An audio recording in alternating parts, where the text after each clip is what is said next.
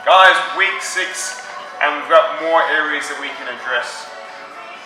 So just as a bit of recap over these last couple of weeks that we've been doing, we want to think about our mobility in regaining a full range of motion. If we're able to do that, we're able to get into the optimum positions, not just when we exercise them, but also in real life as well. So think of it as a bit of a prehab. We're trying to do this to avoid getting hurt or getting injured outside of the gym and also in the gym. But it's also good if we do have these problem areas and these hot spots to address them before they get worse, so we're back to our best possible body. Alrighty. So these last couple ones we're going to do, this first one's really good for hamstrings that are tight. What we're going to do is we're going to get in that ball. We're going to sit as much body weight as we can bear on top of the ball, so it's on our hamstring.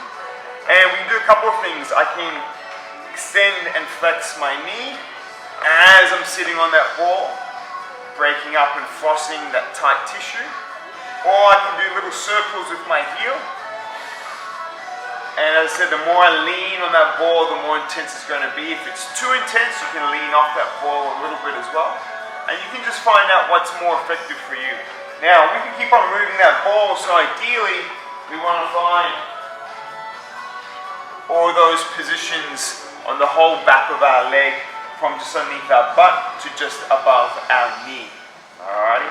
So spending 2 minutes on each side, keep on moving that ball. When you find an area that needs to be addressed, just hang out there.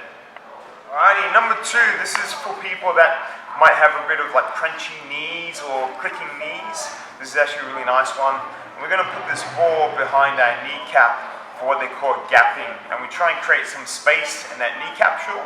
But we're also going to try and free up the tight hamstring where it kind of inserts behind the kneecap, and also any other tight calf muscle that we have as well. So I've got that ball. I'm going to wedge it behind that kneecap, interlock my fingers on top of my shin.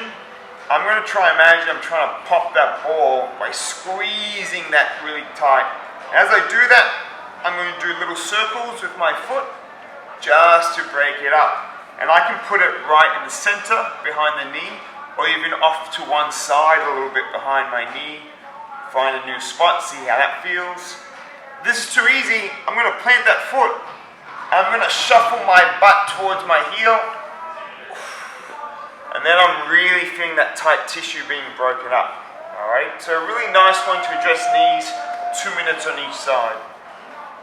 Alrighty, last 2 that we're going to do, and this is people once again that want to run or want to be a bit more active but find they get really tight feet, especially the muscles in our foot arch, and want to avoid any type of injuries like plantar fasciitis or any of those kind of niggly injuries that can cause havoc even just walking in everyday life. So the first one we're going to do is we're going to get that ball and we're going to break up all that tight tissue underneath our foot. Now I'll rip that off. So, we're going to avoid any of the bony issues of our foot. So it's going to be between the ball of our foot and the heel of our foot, that soft archway. I'm going to try and put as much pressure as I can bear on it. And I'm going to slowly roll it. So I want it to take at least 2 or 3 seconds to get from one point to the next point, and then slowly back. What we don't want to do is kind of just mindlessly shuffle backwards and forwards, because we're not getting any work done.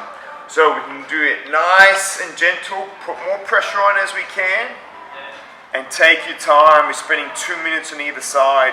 2 things I can do, I can either curl my toes underneath while I do this, or I can bring them up and I can flare them out as well, and that's also quite effective.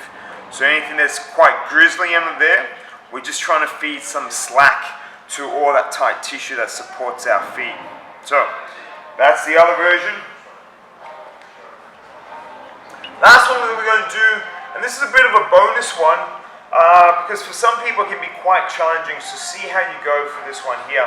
This is for people that once again get a bit of shin splints, and it gets really tight in this front compartment of our lower leg.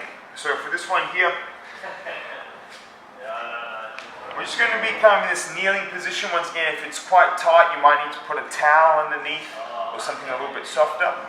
And I'm just going to rock back. I'm going to use my arms to support me. I'm going to try and get my knees off the floor. So I'm rocking backwards and forwards. Once again, we do sets of 10 and doing between 3 to 5 sets of 10. Really starts freeing up all that tight tissue and fascia that's from our lower leg and comes right down and wraps into our feet as well. Alrighty guys, let's recap this last week. So we've got smashing our hamstrings on that ball and trying to free up all that tight tissue on these steel cables, which are at the back of our legs. After that, we're getting that ball behind our kneecap and we're really trying to kind of free up that tight tissue that kind of feeds into that knee, trying to provide a bit of gapping, a bit of relief. And then the last ones, any of these issues, you know, on our lower leg, where in front of our shins or underneath our feet, we're trying to break up that nice tight tissue so we can continue to train and also provides relief. That foot one on the ball where we're breaking up that underneath of our arch, that's great if you have to wear uncomfortable shoes for work. It's a fantastic release. Try it out, see how you go. Once again guys, these are all suggestions. What's important is that you just do 10 minutes a day, be consistent, and you'll be surprised at how much better you feel.